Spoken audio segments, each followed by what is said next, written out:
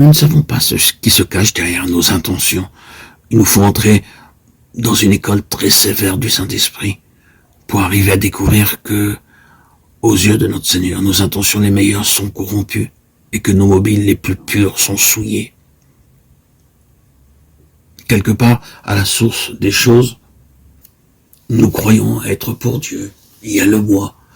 Nous ne pouvons pas produire par notre propre nature quelque chose qui soit acceptable à Dieu. Tout ce qui pourra parvenir jusqu'à Dieu ne se trouvera jamais qu'en Christ seul, et non pas en nous. Ce ne sera jamais dans cette vie, en nous, comme venant de nous. C'est là la différence qu'il y aura toujours entre Christ et nous-mêmes. Bien qu'il demeure en nous, il reste lui seul l'objet du bon plaisir et de la satisfaction de Dieu. Et la seule leçon fondamentale que vous et moi nous ayons à apprendre durant cette vie, sous l'enseignement et la révélation et la discipline du Saint-Esprit, c'est qu'il est, lui, autre que nous. Et cette nature autre est réellement une chose absolue. C'est là une des leçons difficiles. C'est certainement une leçon que ce monde se refusera à apprendre.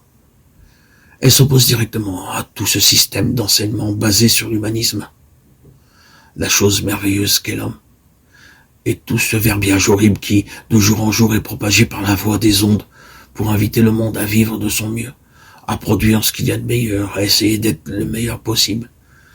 Et l'on appelle cela le christianisme. Oh non, non, non. Lorsque nous sommes arrivés au meilleur de nous-mêmes, il y a un abîme infranchissable entre ce que nous sommes et les commencements de Christ. Lorsque nous atteignons notre point, le meilleur, nous n'avons pas touché à Christ.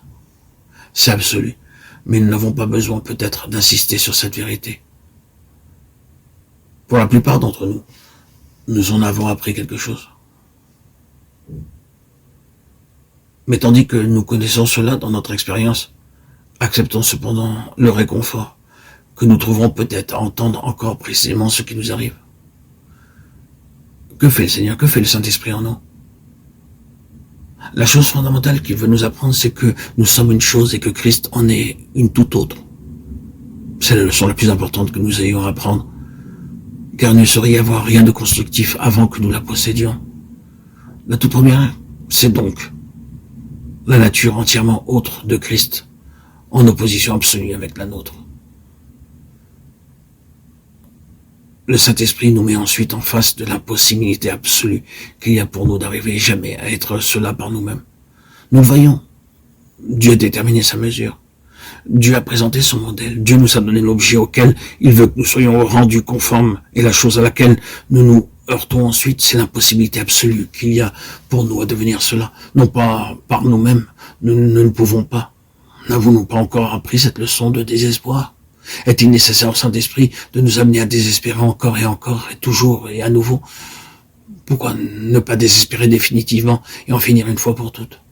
Pourquoi avoir à désespérer encore de jour en jour? C'est tout simplement parce que nous cherchons encore quelque chose quelque part en nous-mêmes, quelques lambeaux de bonté que nous puissions présenter à Dieu pour le satisfaire, lui être agréable et répondre à ses exigences. Nous ne le trouverons jamais.